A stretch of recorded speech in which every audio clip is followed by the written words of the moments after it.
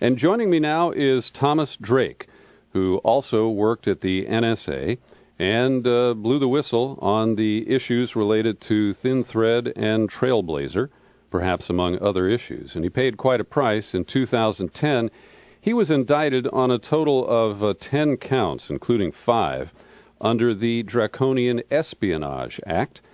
Tom Drake, thank you for joining me today. Well, thanks for having me. And thanks for your service to the country, and thank you for what you've been through to try to stand up for the law and for honest delivery of government services. You've had quite an ordeal, haven't you? That's a bit of an understatement, to say the least. Yeah. So if you could, can you tell us what the retaliation has cost you? I know that fundamentally when you took a guilty plea to a very minor charge, that it cemented the loss of your security clearance, and that makes it impossible for you to work in the field that you have devoted your life to.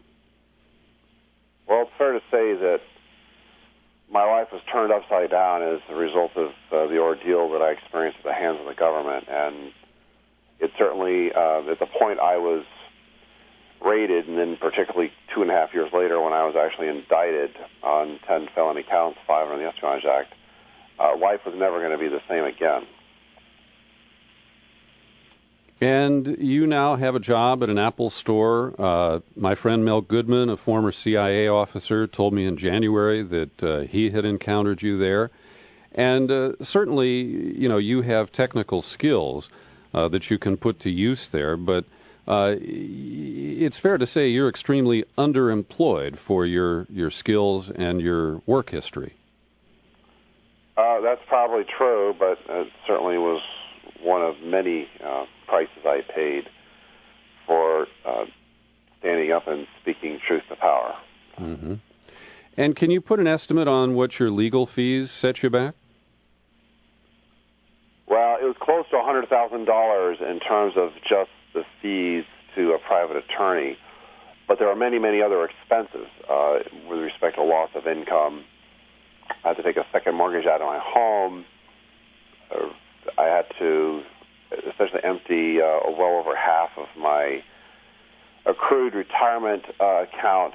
And so all of those expenses and simply the inability to pursue a livelihood after having been declared persona non grata, blackballed and blacklisted, it's approaching $1 million.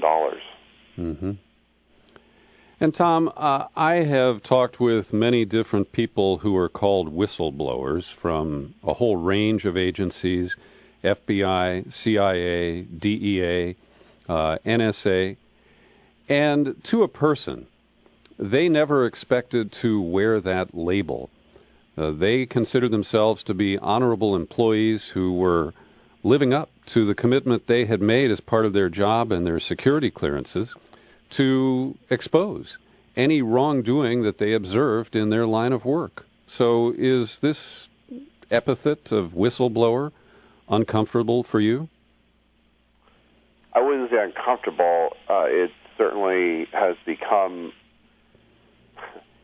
Those who blow the whistle in today's age, it's particularly dangerous to do so. It's, at least under the Obama administration, it's become a criminal act. Or standing up and speaking truth about government conduct, wrongdoing, up to and including illegality. Never mind massive fraud, waste, and abuse, or threats to public safety or health. I mean, my eyes are wide open in terms of what you would call my whistleblower activities.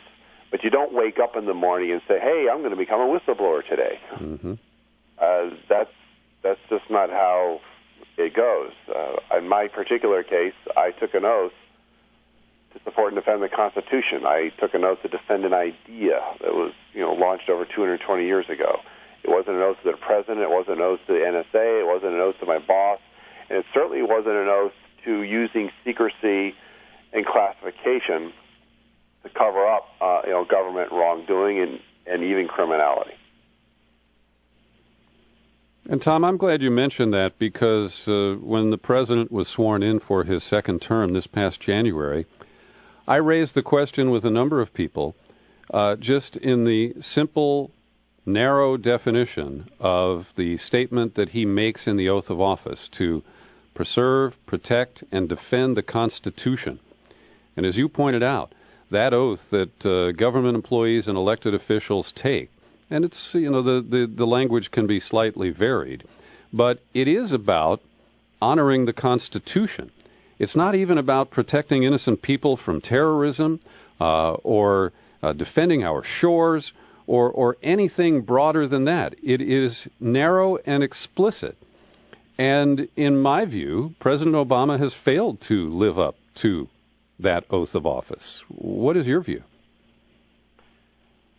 Well, there is that special clause in the Constitution is that the President of the United States does take a special oath. The oath that I took 4 times in my government career is a version of that. In fact, all government civilian employees as well as military take an equivalent oath. The President is under special obligation to preserve, protect, and defend. And it is clear to me that the Constitution is simply become a piece of paper in which you genuflect, at least the veneer of that oath, but in reality, behind the scenes, you're doing everything you can to unchain yourself, unbind yourself from the very Constitution that you're constitutionally obligated to protect, support, and defend. And I just find it extraordinarily hypocritical. I mean, I certainly watched the second, as he entered into his second administration and took that special oath for the last time. And I just find it sad.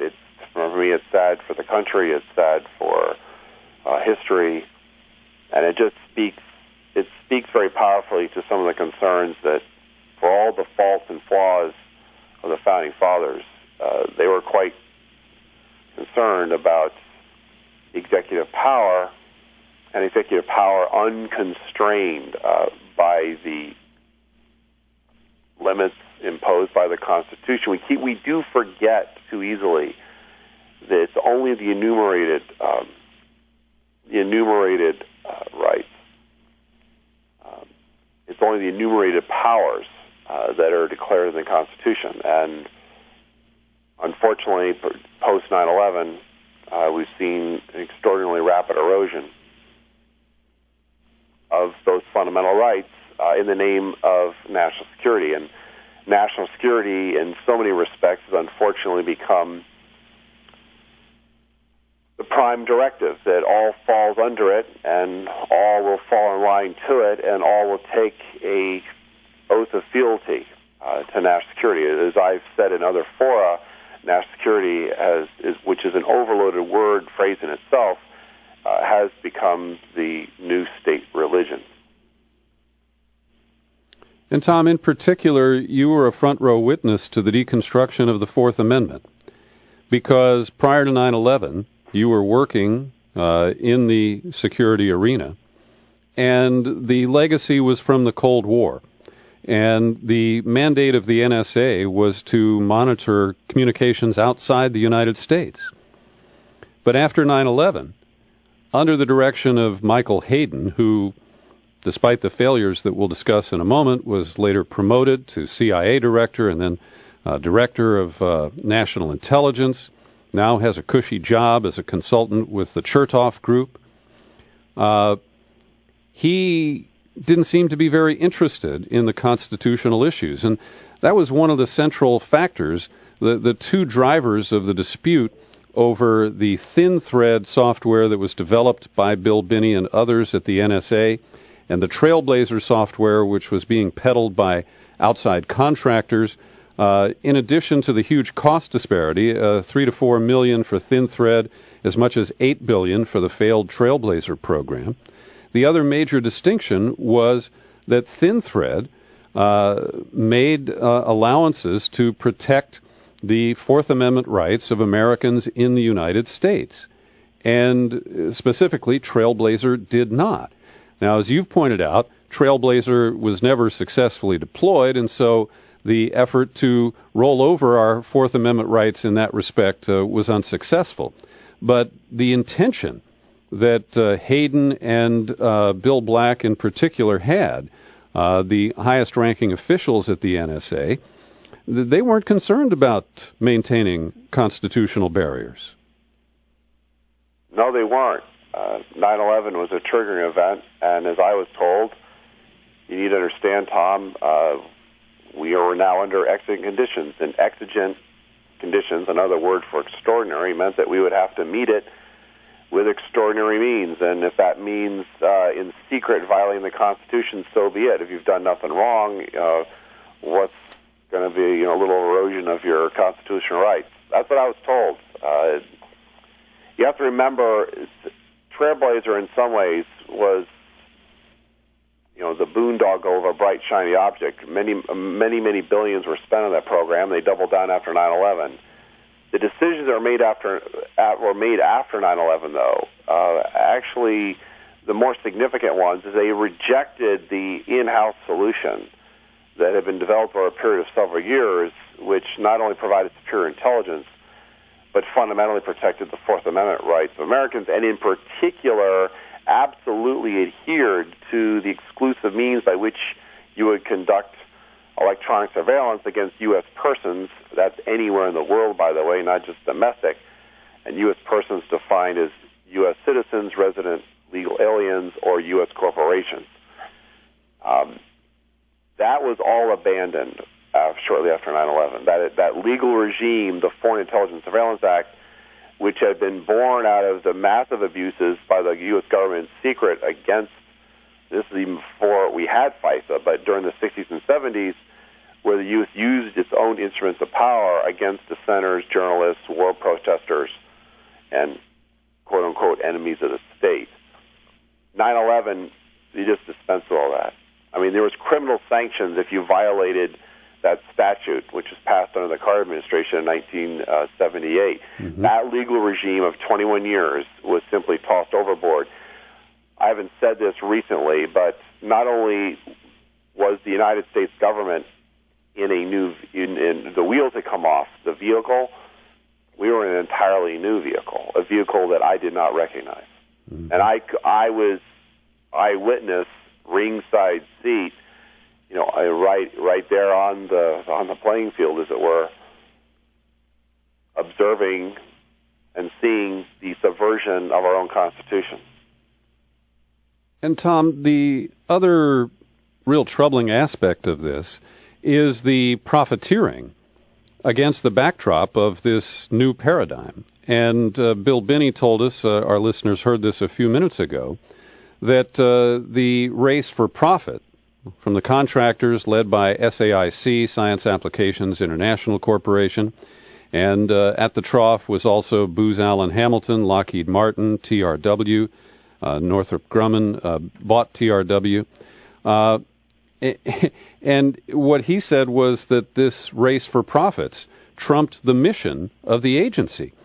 And as he describes it, there was a period of time before and shortly after 9/11 when, because of the political infighting, that Thin Thread was not activated or perhaps not fully operational.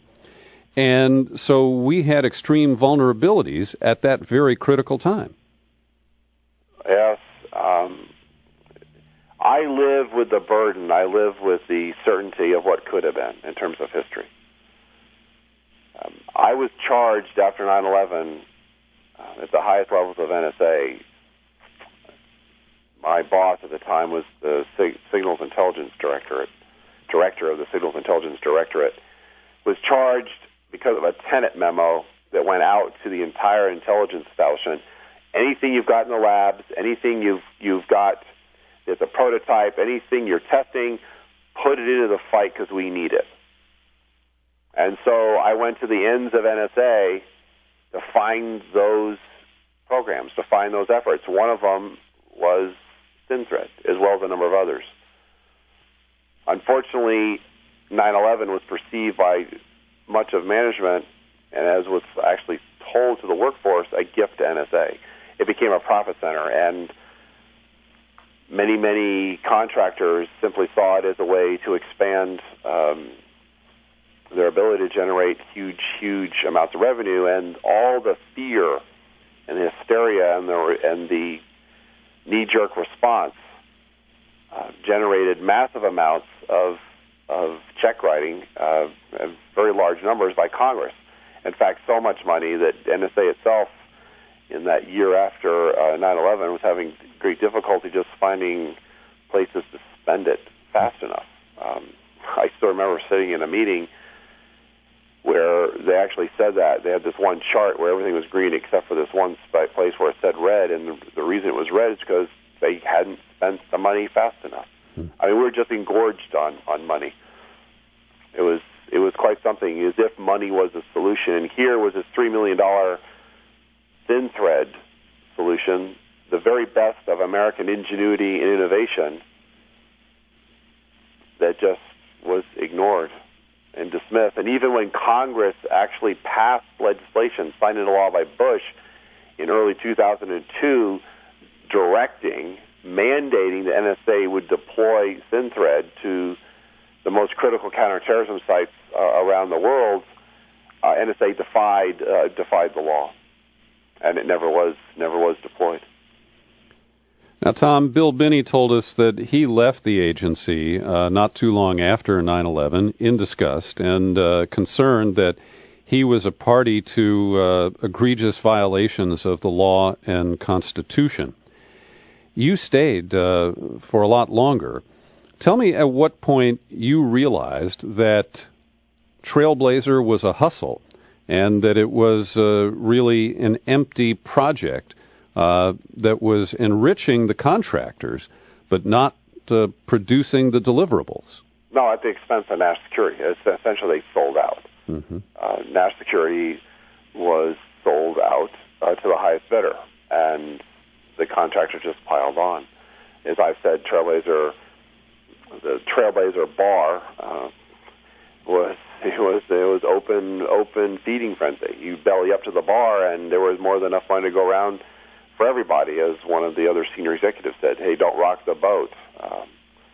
There was that much money. It was just staggering, the billions that were being spent. But the critical thing is, I knew this within just the first few weeks. And you have to remember, in my case, I stayed on till April of 2008, when I ultimately resigned after I was raided by the FBI in November of 2007. So I remained for many, many years afterwards dealing with the system from within. There was two key things. You had the massive fraudulent waste of Trailblazer, which was a flagship program. There was many other programs related to Trailblazer, but Trailblazer was the umbrella. You also had the secret surveillance program. And it was on those two pillars that I became a whistleblower within the government. Mm-hmm. And Tom, did you ever feel a temptation to use the revolving door? After all, Bill Black had worked for SAIC before he came back to NSA, and his number two guy is at Visner.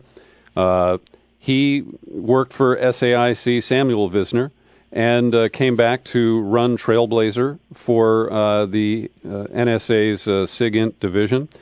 Did they ever offer you the opportunity to go through that revolving door and make big bucks in the private sector? Oh, yeah. I remember being approached when I was the senior executive. At the time, I had left the Signals Intelligence Directorate. This was in late 2002, and I was approached by one of the very large contractors about coming to work for them at a very senior level, and that I could essentially quintuple my salary, and that was before bonuses. And most people couldn't resist. Most people would hear the silent call of lots of dollars. I still remember a couple of years later, when I was the NSA Corporate Advisory Board member to the International Council on System Engineering, and we were up at the Stevens Institute of Technology in Hoboken, New Jersey. They have this evening event at the president's home, looking out over southern Manhattan, from the New Jersey side on the cliffs. Mm-hmm. And I was in the tart room, the dessert room, that was laid out in heavy hors d'oeuvres. And I got to talk, and it turned out I was a very senior member of the Defense Science Board, the highest board that advises the Secretary of Defense. And he said, we got to chatting, small chat, and said, don't stay beyond 5 years. The real money is when you get out. Believe me, the real money. I'm sitting here thinking, yeah, that's all he's thinking about is like this, all of this. No, he wasn't talking about what was in the best interest of the national security.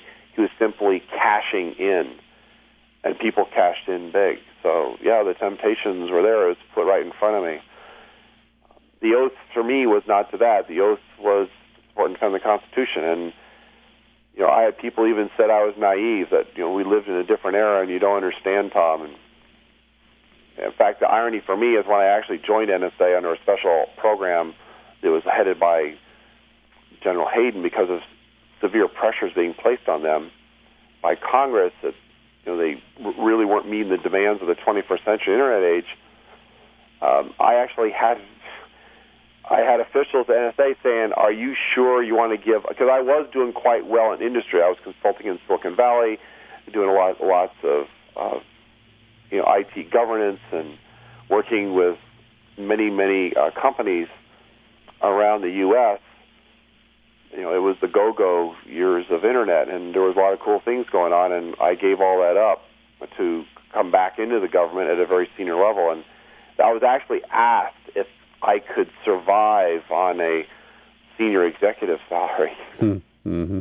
And that's about $140,000 in the government? Yes, in that range. I think when I was originally hired, it was about 133, and when I left, I was making about 155. Mm-hmm. Wow. And so, Tom, when you look at the path that you have taken and the price that you've paid and the incredible retaliation that was visited on you, and then you look at General Hayden, who was promoted not once but twice, and now is presumably being very well paid in the private sector. How do you feel? Are you bitter toward Hayden? No, I'm not bitter toward Hayden. Hayden is obviously a central character in my story. He's probably one of the most politically astute generals that I ever knew in my government military career, and I was an officer at one point in the U.S. Navy. He's cashed in big time. He's a principal of the Chertoff Group. All of the realities of 9/11, the national security state, the continuing promotion of faux fear and hysteria. He's riding the wave, and it's been very, very good to him. I'm not bitter, but it's certainly, I never imagined that the country would sell out at those levels. I mean, people don't fully appreciate how massive the redistribution of wealth has truly been. Basically extracting from the very best of America and just simply, and of course with massive deficit spending to the tune of trillions of dollars. For what? For what? I happen to, people talk about, Tom, I was told at one point, your program, because when the guys left, when Bill and the others left, I became the executive program manager on ThinThread. I decided that I would do my best to continue the fight, even in spite of the odds. And I was told in a meeting that you don't understand, Tom, your program was just too small in size. You need to be at least 10 million to even get noticed. Well, what chance did you stand in that kind of environment, $3 million program versus at that time a $4 billion plus program? You didn't. And in fact, Marie McGinsky, who I reported to, she was the number 3 person in NSA. She said, "Who do I piss off? A dozen people in a small project, or the Trailblazer crowd?" Well, He didn't want to run crossways with Trailblazer. I want to ask you about a specific incident related to interagency rivalries. Michael Scheuer, who was at the CIA running the bin Laden desk, the ALEC operation named after his son, he reported that at one point he was able to identify the location of a satellite phone that was used to communicate with Osama bin Laden. And it was traced, and Jim Bamford has written about this, it was traced to a safe house in Sana'a, Yemen. And so Scheuer made a request of the NSA, first for a full transcript of intercepts from that satellite phone. And then when he was rebuffed, he was able to get one link of it, either the uplink or the downlink, one side of the conversation. And he said, well, I took that to the NSA and said, well, look, I've already got half of it. Can you just cough up the other half? And he said that they turned him down. Number one, are you able to confirm that? And number two, are there other significant cases of this kind of interagency squabbling that left us, either undefended or just unable to pursue the clear missions assigned? I'll answer it this way. I live with the dirty knowledge of what could have been, and what could have been is that 9/11 could have been prevented by virtue of what NSA alone knew, should have known, didn't share, or could have known. It's one of the deep, dark chapters in the post-9/11 and pre-9/11 history that is yet to be fully written. The extent to which NSA is culpable, and also went into a major cover-up. One of the things that Hayden was quite proud of, and I remember in the executive session, is that he was more than willing to have the FBI and the CIA take the heat while NSA remained in the shadows, away from the prying eyes of the investigators. The NSA did all it could to obstruct the investigation, several investigations. For me, I had the certain knowledge.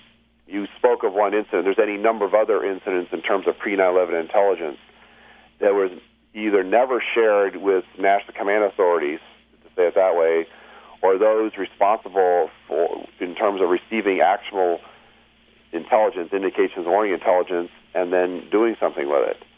NSA bureaucratically had this thing that only they owned it. Whatever they took, they owned, and they didn't trust anybody with, if they gave it to somebody, they didn't know what they would do with it. So they tended to hoard it, and hoarding meant that no one else could see it. So they're very reluctant to share critical intelligence. And I ended up not only as a whistleblower, but a material witness on two 9/11 congressional investigations in early 2002, and then the joint inquiry that involved both the Senate and the House, the prelude to the 9/11 Commission. I gave them prima facie evidence of what NSA had failed to share, including critical actual intelligence regarding al-Qaeda and associated movements that could have easily rolled up that entire network. All of that was reported to the investigators, and I will tell you that all that information was censored. It was hidden behind state secrets. It was never made part of the final report. Now you tell me. I appreciate the way you answered my question, and let me just push one more time. Is Scheuer's story accurate? Yeah, it's fair to say that Scheuer's story is accurate. That's just one of any number of cases in which critical intelligence. There was an interesting meeting I remember with Hayden where the demands were quite strong for NSA to share raw intelligence because there was so much information coming in. I remember they didn't have the benefit of ThinThread. What I didn't tell you is that we actually took ThinThread. We had a couple $1 million. I was able to wrestle out of Marine Baginski. They would not let ThinThread go on to the operational system, out there to do real intelligence. So we said, okay, fine, let's take a look at the database, the main database at NSA. We found critical actual intelligence pre-9/11 and post-9/11 that had never been discovered at all. And they shut it down. That was the last that you ever heard of ThinThread. So, Tom, this produces two different follow-up threads. Number one, about Michael Hayden. Given the political operator that you just described and the flat statement that he helped cover up or hoard information at NSA that should have been shared with others, yeah. Then he was promoted to the post, ultimately the DNI, Director of National Intelligence. And the whole idea that Congress had in creating that post was to end the silos and to create, an umbrella entity that would coordinate the all these different intelligence arms that we have, the dizzying array. Knowing what you know about Hayden, did he actually honestly do that job as the Director of National Intelligence, or did he maintain the the modus operandi that you saw at the NSA? Well, he reported to Negroponte. He was the principal deputy director before he was promoted to the director of CIA. He was highly incentivized to cover up his role. Hayden is a very interesting character in all this, and the full truth still needs to come out about him regarding his central role in not only obstructing the investigations that ensued after 9/11, but his active cover-up of what NSA actually knew, even at the time, and did not share. He's a revisionist historian. He basically has claimed in reverse that if he had the technology of stellar wind prior to 9/11, he could have stopped it. He actually did have the technology called thin thread that would have not only provided superior intelligence, but would have absolutely adhered to the Constitution. He chose to ignore that willfully and deliberately. And it's one of the sad chapters, truly sad and tragic chapters, and he continues to roll himself out as a spokesperson of that revisionist history. You have to remember that Hayden himself was a critical player in the decision that was made in deepest secrecy, a secret to which, to this day, we do not know the full nature. Shortly after 9/11, entering into a special arrangement with the White House where NSA would become the executive agent for the Constitution-busting, Fourth Amendment-violating secret surveillance, so in essence turning the United States into the equivalent of a foreign nation for electronic surveillance. We still don't know the full extent of that publicly. The memos, the John Yoo memo that's associated with that, has never been made public. We've had many other memos made public, but certainly not that one. And so in the deepest of secrecy, that program existed from 2001 to 2005. And then there was that blockbuster article in the New York Times article written by Eric Lichtblau and James Risen, revealing for the first time publicly the existence of the so-called warrantless wiretapping program. Mm-hmm. Is important for history. That's the reason I was ultimately tagged and targeted by the administration. Although, interestingly enough, I was never actually prosecuted under the Bush administration.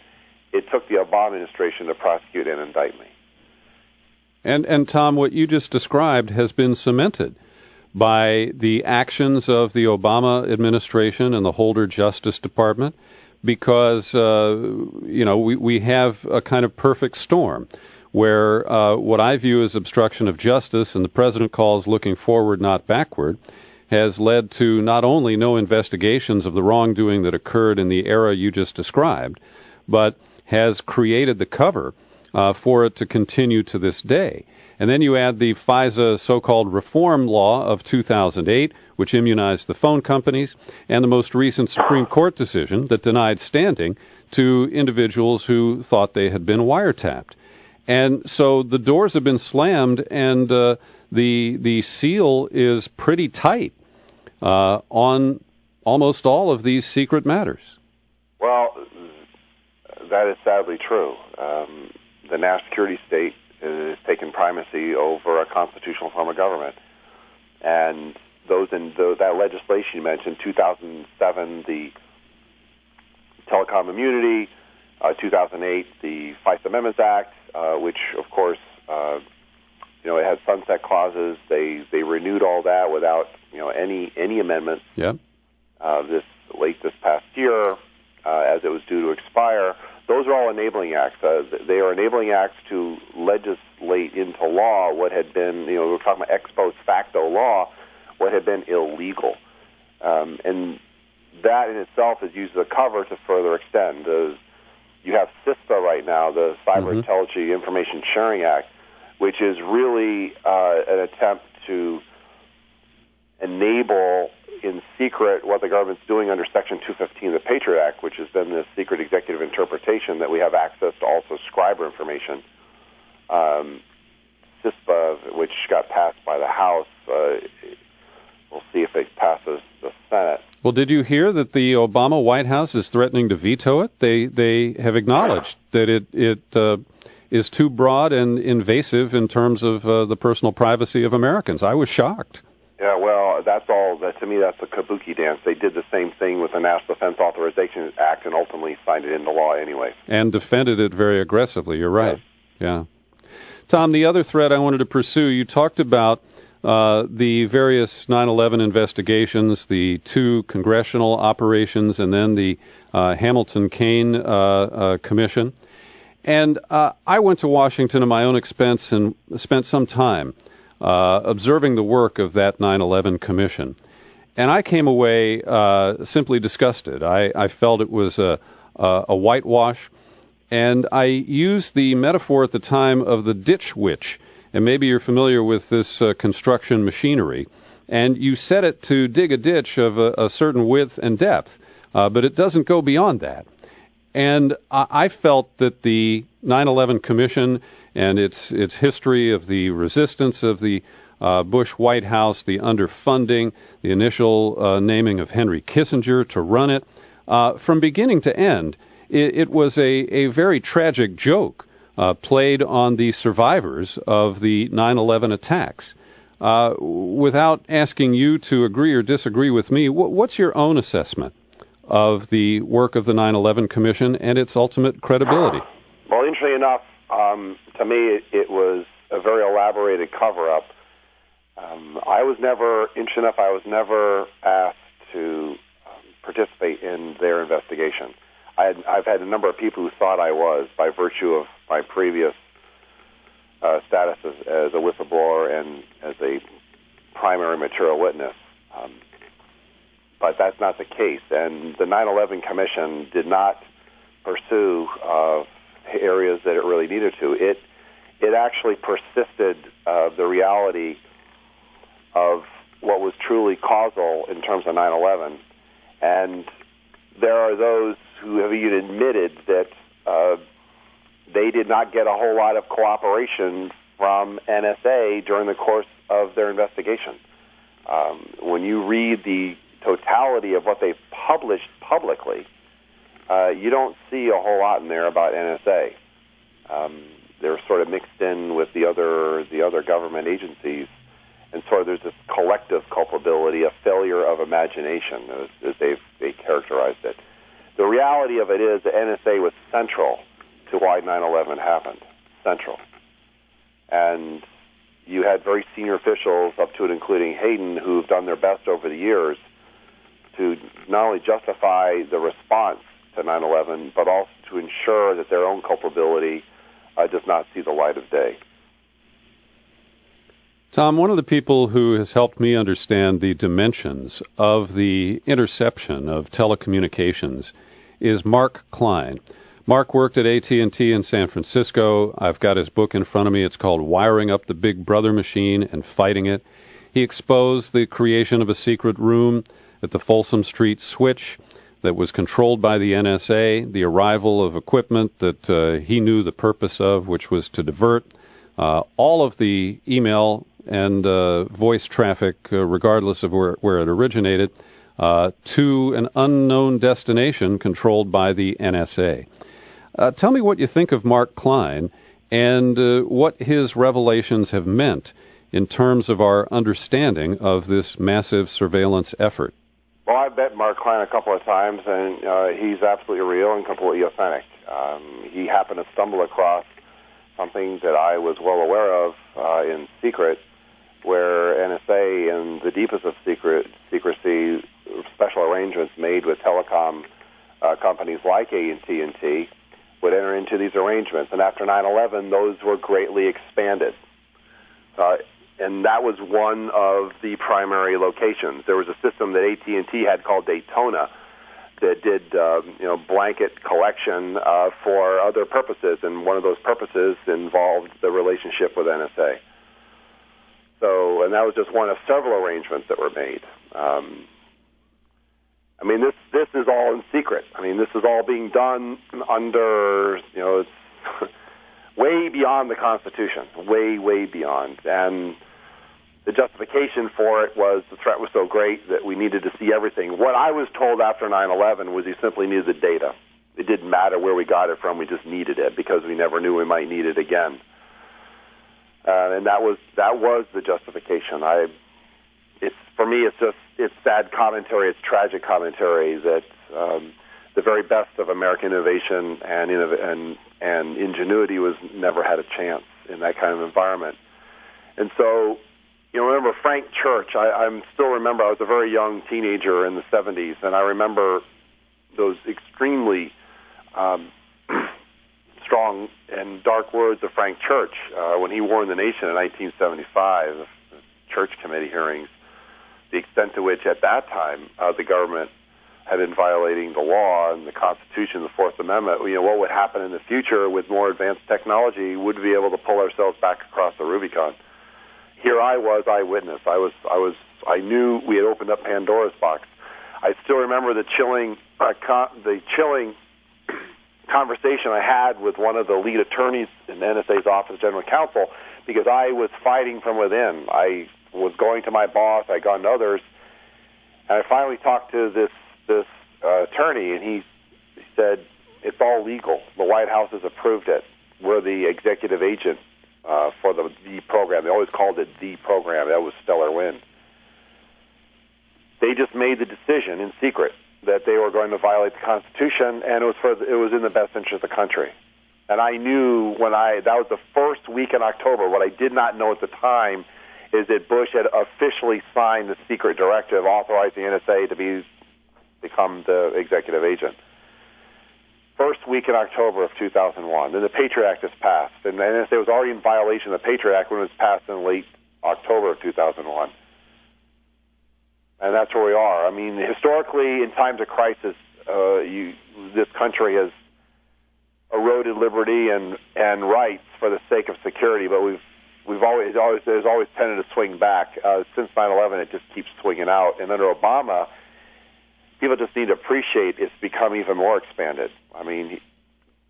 I think, again, fuller history will be written to the extent to which not only did Obama take hook, line, and sinker everything that Bush had in front of him in terms of the secrecy regime, he's gone far beyond. I spoke to a former official, this is a couple years ago, from the Bush administration, who actually used the word woe, describing what Obama was doing. He said, we never could have gotten away with that. And yet here he is, going far beyond even what we did. Well, Hayden himself said that he was shocked when we used a drone strike to kill Anwar al-Awlaki in Yemen. Yeah. He said, when I was there, we would have had to get a warrant just to listen into his phone. Correct. And so, yes, I certainly agree with your assessment there. Tom, can you shed any light on something that has troubled me for a long time? Sure. Qwest was, I believe, one of the handful of phone companies that held out to the initial requests for data records and also for intercepts.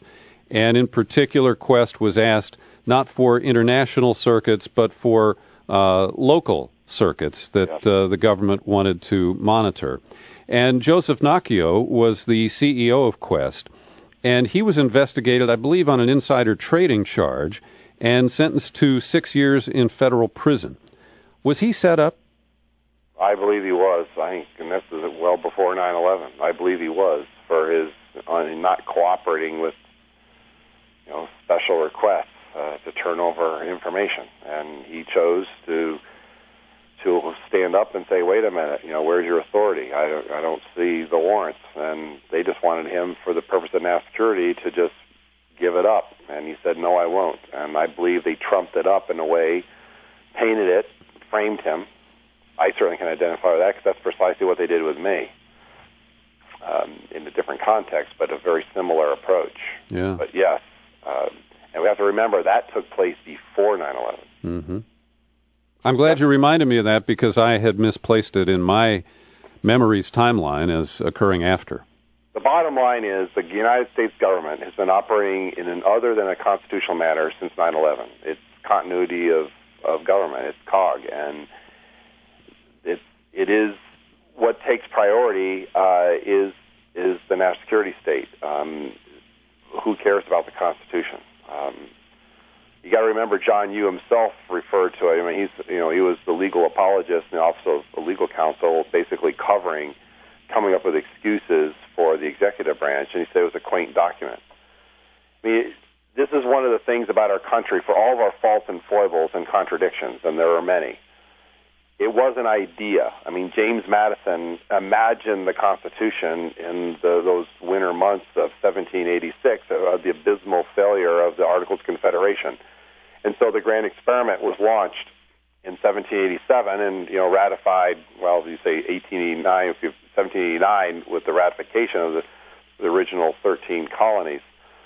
And of course, then we had the Bill of Rights, right? Because there was so much concern about, it wasn't enumerated in the Constitution. We needed the first 10 amendments to ensure that those were enshrined.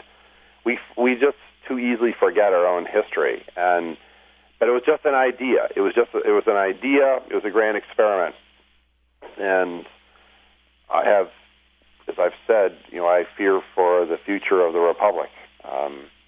If my case is any example, as well as others, this is how far the government will go to destroy you. If you simply decide that the Constitution takes primacy over everything else in terms of our form of governance. Obviously, if you're for the national security state, then you'll be looking for any reason, justification to unchain yourself to allow you unfettered conduct in secret as you will. And that type of power does not yield willingly. And I'm afraid most people don't realize the extent of what we've lost. I mean, I just want to get back to a 9/10, let alone what happened after 9/11. Yeah, the old normal. The old normal. And yet the new normal, as Hayden himself said in reference to the tragedy of Boston, right, the new normal. Well, what? The new normal is just even more cameras and even more surveillance? What? I mean, this is a psychosis. This is an extraordinarily deep insecurity, and we keep dealing with it by simply wheeling out more liberty-eroding and rights disappearing measures. I had an interesting conversation. I was in Europe recently, and it was a very interesting conversation. Someone who lived in Germany says, "Well, at least we know we live in a post-fascist society. You're in a pre-fascist society." We don't use that word very often, but you have an extraordinary alliance between government and corporations, and they don't want to give that up. I mean, they just don't. I mean, Obama has been the master defender, and he certainly hasn't slowed up the expansion of the national security state. He's certainly expanded it, and the moral rectitude, to say it that way, by which they display all this, all of them. I just find extraordinarily unbecoming what it really means to be an American. And, it's probably fair to say that I have a profound sense of betrayal that I experienced for my own country. But you have to remember, I became an enemy of the state. They were going to do their darndest to make an object lesson of me. And the fortunate thing is I was able to hold them off. But in this day and age, under this administration, it's been an unprecedented war on whistleblowers and information. More people have been charged on the Espionage Act than for non-spy activities than all other administrations combined. What does that tell you? I have people I know that have been charged on the Internet are currently in prison. Others that face prison. I remain a free man. I can't even begin to tell you what it means to be free. But I'm a canary in that constitutional coal mine. I don't want. I lived the surveillance state. I had my life turned inside out. They did everything they could to find everything they could about me over many years. And how does that feel, Tom, to have the machinery that you once operated turned against you? Oh, wow. You have to remember, I flew during the latter years of the Cold War as a cryptolinguist on RC-135s, and my target country, the country in which I became an expert, was East Germany. That was a fascist surveillance state, and it collapsed. And I can only imagine, and they were monstrously efficient in keeping track of their citizens and then some. You can imagine if they had access to the technology of today. I mean, I've said this before, but they'd be drooling at the prospect.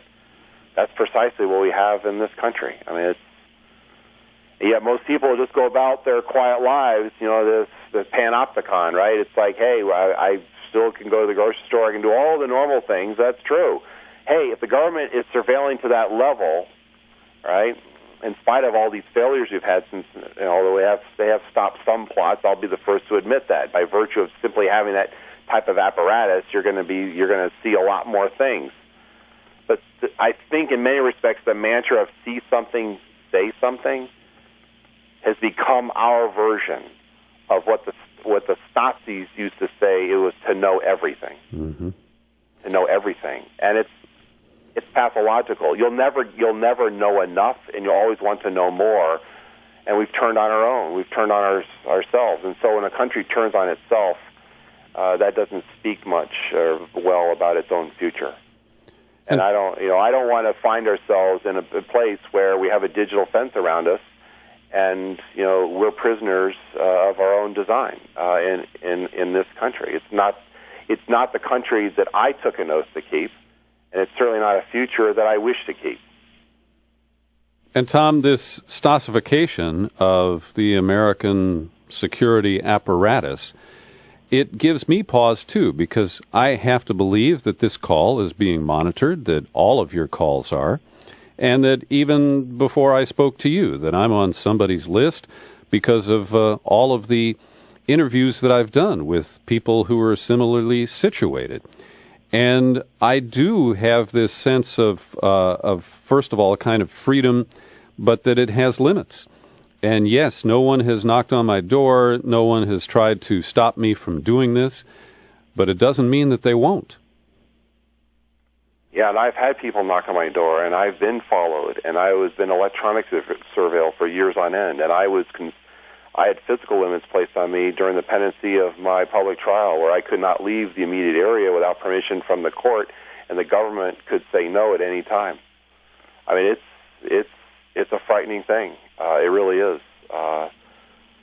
And let me ask you about this last line of inquiry, please. Sure. I learned from James Bamford that there was this kind of wink and a nod that when intercepts turned up conversations with journalists, that they were supposed to be especially flagged. And the implication was that this was done to protect the special First Amendment rights that journalists have. My suspicion is that darker motives were in play, and this flagging of any intercepts of journalists was intended to zero in on people like Risen and Lichtblau. And we know from the proceedings attempting to bring Risen into court that he certainly was the subject of these intercepts. Can you shed any light on that? No, that's precisely the case. When you set up the surveillance apparatus in such a way, then it's extraordinarily tempting in the deepest of secrecy to target journalists and reporters and those you don't like. And I became aware of a special part of that surveillance system that was simply siphoning off intercepts related to journalists and reporters, and those the government didn't like. It's way too tempting. I mean, this is the seductive means by which you listen in. And if you're in power, it's like, you know what? Hey, I've got the power. I'm going to keep track. It doesn't matter, because who's going to stop me? It's a catch-22. Who's going to stop me? What are you going to do? Haul me into court? Well, then you've seen what happens. We'll just invoke state secrets and executive privilege. And you have no standing because you can't prove that you were actually surveilled. Mm-hmm. Oh, wow. It doesn't mean that you weren't. You just can't prove it. So if you can't prove it, then it's as if it doesn't exist, and you have no legal standing by which, or no merits, as it were. Yeah. They tried in my own case to eliminate as admissible or relevant any of my whistleblowing activity, as if that history was now expunged.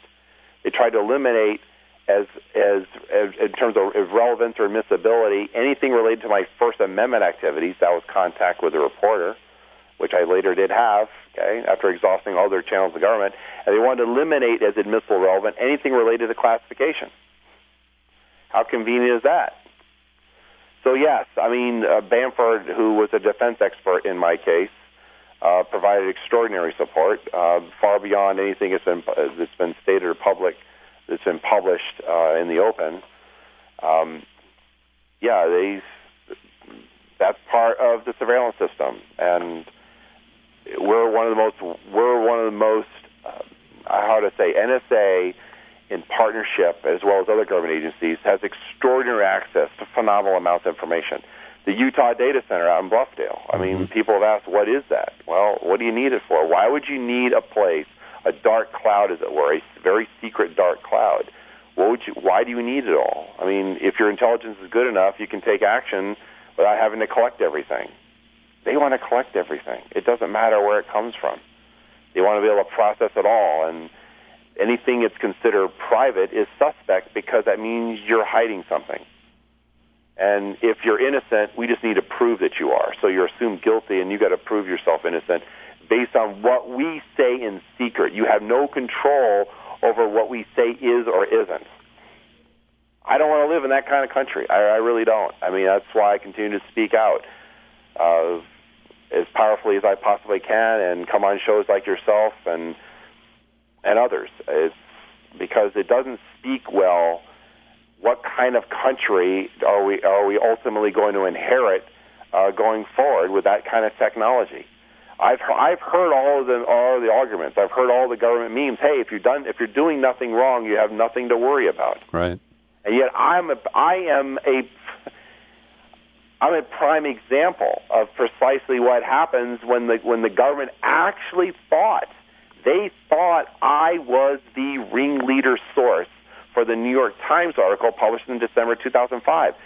They actually made me far more than I was. I wasn't. I had nothing at all to do with that article. I never had contact with any reporter from the New York Times. In fact, I had no contact with any reporter until February of 2006. Yet they insisted, because the absence of evidence meant that I must have been a really good spy. And ironically enough, I haven't said this much publicly, but I'll say it here on your show, the very documents that they allege were classified, that they seized from my house, or they seized a whole lot of stuff, including Reisen's book, State of War, right? The documents they seized in whole or in part were actually given to 9/11 congressional investigators and the Department of Defense Inspector General audit of Trailblazer and ThinThread. I was cooperating with official government investigations and was told to keep what I could that was unclassified, so I did. And that was the basis for the Espionage Act charges, because they thought, oh, you have all this because you kept it on purpose, because you were going to disclose it. Yeah. Really. Do you think they really thought that, or were they simply constructing the case with the materials available? They were constructing the case with the materials available. They had to go through the motions to make it look like, right? And the best way to do that was charge me under the Espionage Act. Remember, once you're charged under the Espionage Act, you're painted in the same corner. I've talked to Dan Ellsberg about this. The same corner as the Aldrich Ames and the Hansons, and the Alger Hisses of the world. And the irony in my case is I was the fourth person. Ellsberg was the first charged under that modification of the Espionage Act, the World War I statute from 1917, designed actually to go after spies, not whistleblowers, not truth tellers, not holding up the mirror of the government saying, "Hey, government, you're doing wrong here. You're committing illegality. You're engaging criminal activity under the law." Well, that was a paragraph added in 1950 under the National Security Act. Pat McCarran, senator from Nevada, was responsible for adding 793E, that E paragraph, to deal with the so-called pumpkin papers caper involving Alger Hiss. That by virtue of having information / documents, you could be charged because your intent would be to give it to someone unauthorized to receive it. That's precisely how they charged me. And, of course, they threw obstruction of justice and making false statements to FBI agents on top of that. I was facing 35 years in prison. You know, at one point during their investigation, their first chief prosecutor actually threatened me. This is April of 2008. "How would you like to spend the rest of your life in prison, Mr. Drake, unless you cooperate with our investigation?" That's what I live with. Tom, I'm an American, and I took an oath to defend. This is what's happened. Standing up and speaking truth to power has become a criminal activity. That's what they have. They criminalized my calling them out on their own wrongdoing. That's upside down justice, and they did everything they can. Of course, this is what their intent is to break people, blackball them, bankrupt them to the point where they finally say uncle. And John Kiriakou, here's the dubious distinction. I'm the only person that was prosecuted indictment with respect to the secret surveillance program. Never mind all the fraud, waste, and abuse and all that stuff, Trailblazer. The secret, that's the part they really didn't like, and the fact that there was a legal alternative that would have protected U.S. persons' Fourth Amendment rights under the Constitution. That was thin thread. They didn't like that. I'm the only person that was prosecuted and indicted. The people that authored the secret surveillance program, the people that actually broke the law for a minimum of actually 6 years, more actually 7 by the time you get to the FISA Amendments Act. Do you know that it's actually, there's criminal sanctions, 5 years in prison, and $10,000 fine for every instance you violate FISA without a warrant? Although there was allowances made for hot pursuit, even under FISA, although you'd come back within a certain period of time to seek the warrant from the Foreign Intelligence Surveillance Court. None of those people were ever prosecuted. So then there's John Kiriakou. He's in prison right now in Loretto, Pennsylvania. Why? Because he actually disclosed one of the torturers under the state-sponsored torture program run by the CIA and all those many, many black sites. He's the only one prosecuted and indicted. And he had nothing to do with torture. He never tortured anybody, even all of the things he did at CIA overseas, including the 2 or 3 years after 9/11, and he refused the torture training. And by the way, just so you know, that torture training, they used the SEER program that I went through as an aircrew member in 1980.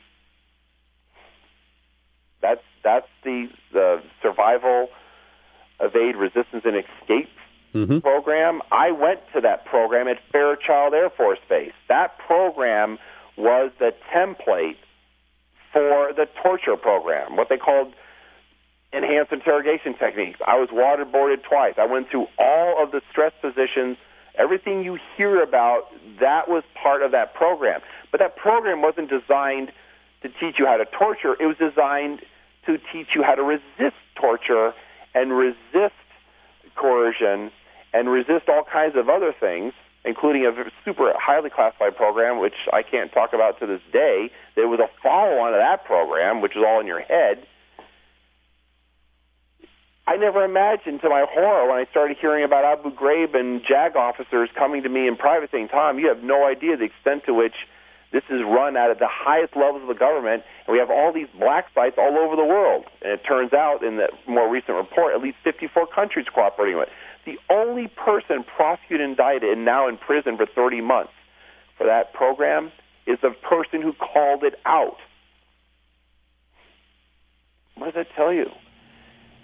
What does it tell you about our own government? The government has extraordinary power to cover up its own culpability, and if you call them out, they'll criminalize you for calling it out.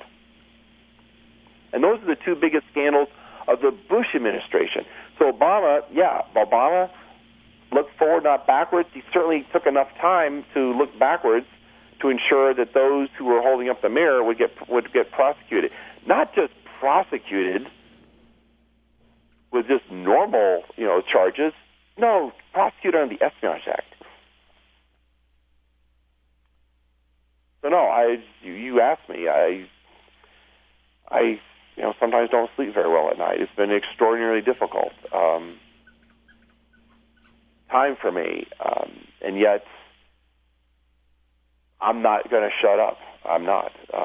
There's too much at stake. There's too much that's gone down.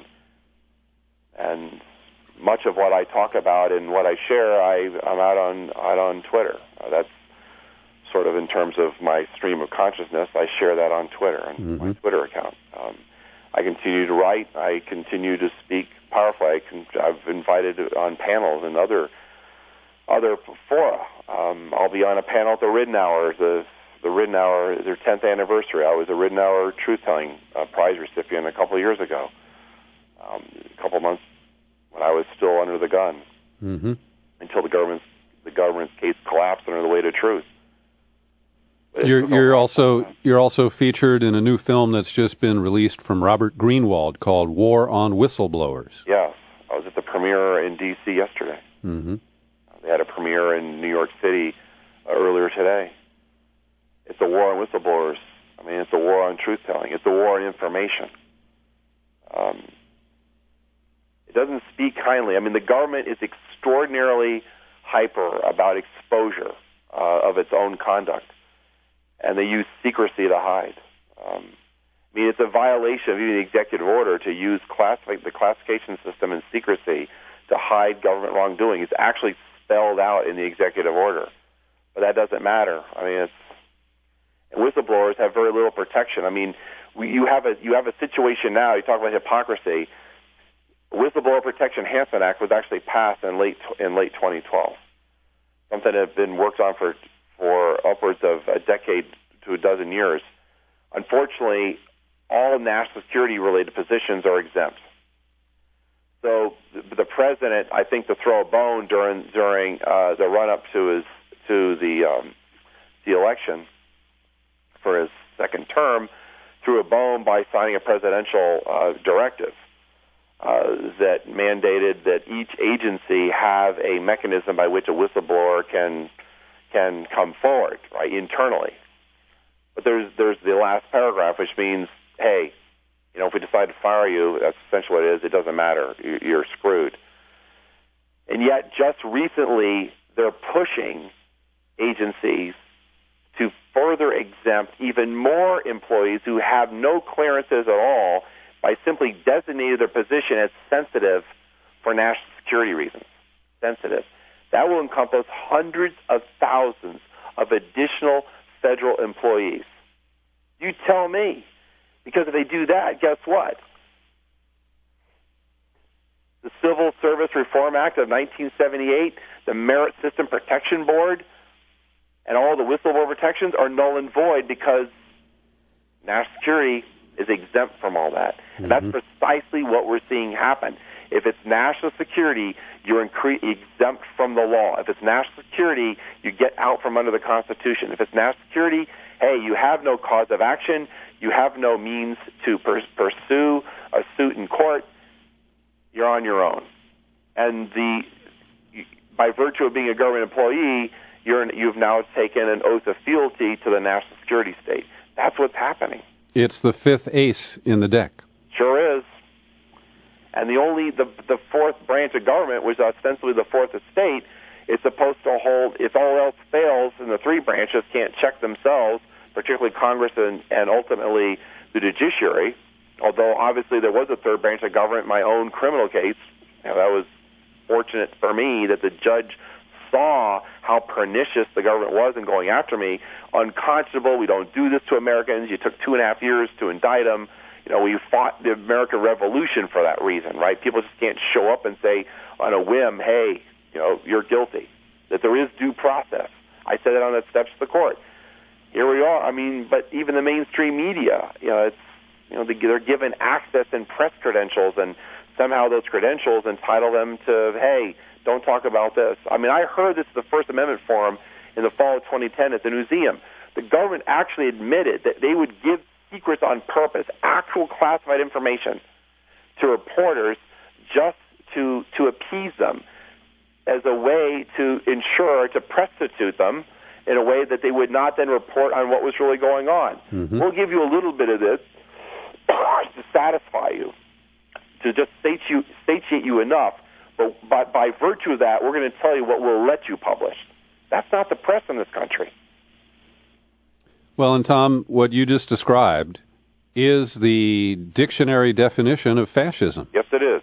And I'm not afraid to use the F word. It applies. Well, I'm glad to hear you say you're not afraid to use the F word, because that's the word. It best describes the form of governance that increasingly the national security state has taken on. And history would say a lot about that, now wouldn't it? I'm a student of history and politics, and we have this weird streak. It's a pathological streak in our own country. I'm more than willing to hold up a mirror to who I am as an American. This authoritarian streak. And it seems that in times of national crisis, real or imagined or, unfortunately since 9/11, often manufactured, the faux fear and the hysteria, more recently characterized by cyber hysteria. That authoritarian streak is the excuse, the justification for a whole lot of other activities.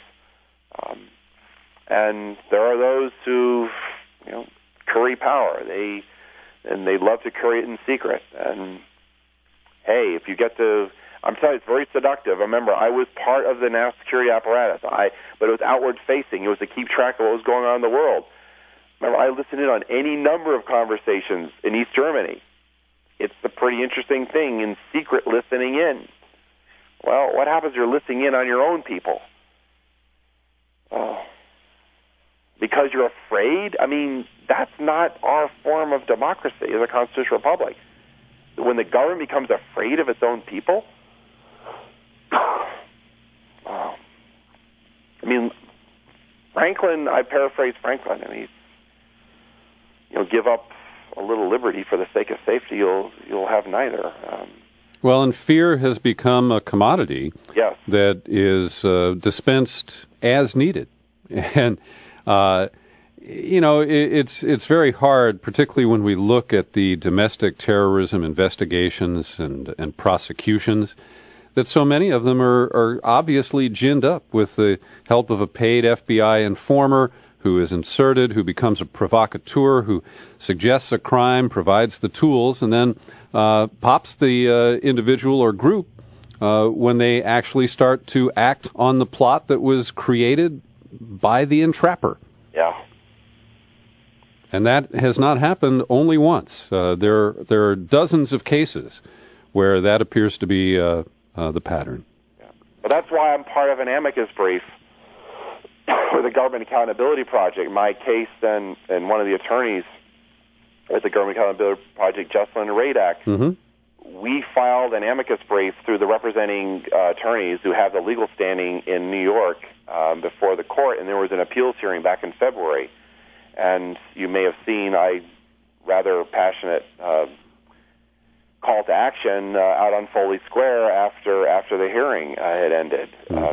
That was the National Defense Authorization Act, which does not exempt in the Section 1021, it does not exempt Americans from simply being indefinitely detained, and they throw out due process. Well, I've covered that case in great detail. Yeah. The attorney Carl Mayer has given us great access and insight into the case, and Judge Catherine Forrest is a courageous woman who read the law and the Constitution and appropriately issued that permanent injunction, only to be end run by the administration within days. Well, why do you think that they filed for an emergency stay if they weren't already doing it? Yeah. Because they'd be held in contempt. And this is part of what's happening, is that the government will secretly reinterpret or secretly engage in activity that's outside of the law, or this extrajudicial, extra-legal mechanisms. They'll cover it with their memos from OLC and other places, but primarily OLC. And then when this comes up, they'll force legislation that makes it legal, or if they're actually held to account, they're just going to hide behind state privilege. Privilege? I mean, privilege overrides law? Yeah. Wow. I mean, this is the great fear. I mean, this even in terms of our system of government, if you had an overly powerful, but I'm not afraid to lift the gift horse in the mouth. I mean, Cheney himself said he was ticked off enough after the 1970s. He thought that Nixon had been given a raw deal, and that if he ever had a chance, he'd restore the imperial presidency. That's precisely what he did in secret when he was given the national security portfolio by President Bush. He restored the imperial presidency in secret. Mm-hmm. And 9/11 was the excuse. And yet 9/11 could have been prevented. We didn't have to go down any of these dark side paths. But he flagged it 5 days after 9/11. He said, we're going to go to the dark side. I don't think people fully appreciate it, but other people say, oh, yeah, whatever you need to do to keep us safe, fine. Hayden had this mantra. Practically every time he turned around, whether it's in public or private or before the executives, we need to make Americans feel safe again. Last time I checked, that's not in the Constitution. The responsibility of the government is to make us feel safe. Make us feel safe? Wow. Well, Tom, I want to thank you for speaking up, and in particular, thank you for your time today. You're quite eloquent, clearly very well informed. You have confronted the beast and wrangled with it. You have your self-respect, even though you don't have your job, and you've lost a lot in this process. And I want you to know that you have the respect of a lot of Americans, myself included. Well, I thank you for that, and I certainly have had a number of Americans who continue to support and align with me together and continue to face the beast, because the future's at stake, and the best way to predict our future is to create it. And I've said that. I mean, some people have given up. They said it's too late, Tom. I said, really, it is. It is. Well, hey, if we don't do anything about it, then it's self-fulfilling. Mm-hmm. I think we have a collective responsibility to stand up to what's not right, to stand up to what's wrong. And I do so in partnership with any number of other people across this country and around the world.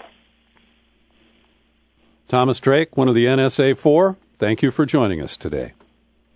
Thank you for having me. Thank you, Tom. That was very powerful, and I learned quite a bit. Well, I appreciate you having me on the show.